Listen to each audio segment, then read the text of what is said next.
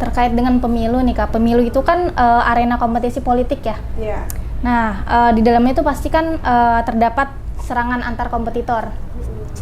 Nah, kira-kira di dalam serangan-serangan itu kan pasti banyak muncul hoax di dalamnya Kak. Nah, kira-kira bagaimana nih Kak memunculkan pemilu tanpa hoax, karena dilihat dari sekarang kan pemuda itu aktif di sosial media gitu, pasti kan berita-berita muncul di sosial media. Nah, bagaimana menciptakan pemilu tanpa hoax itu Kak, dan mungkinkah pemilu itu tanpa hoax itu bisa terjadi Kak? Oh, ya, namanya ya hidup itu ada putih ada hitam, ya kan? Iya. Apalagi ini bicara tentang pemilu, gimana pun pasti ada black campaign, ya, kampanye Betul, Pak. hitam terhadap salah satu kandidat, kemudian kandidat lain, itu biasa dalam politiknya.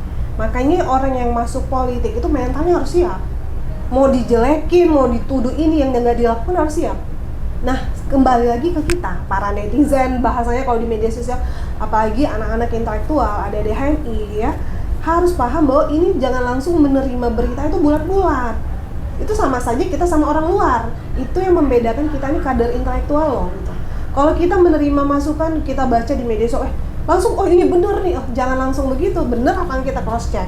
Kita bener cek dulu sampai ya kita bertanya kepada senior mungkin yang tahu ya kan, bener nggak sih ini bang, atau bagaimana cari di Google, kita cari data pembanding.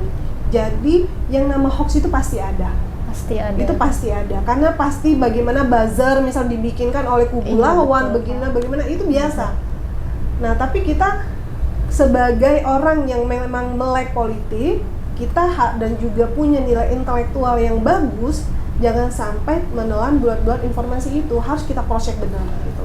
Jadi juga jangan sampai membuat komentar-komentar, apalagi nih yang punya, saya sering juga menyampaikan kepada adik-adik ya, mahasiswa, tolong gunakan jari-jari kalian itu untuk memberikan komentar itu sesuai kapasitas intelektual kalian.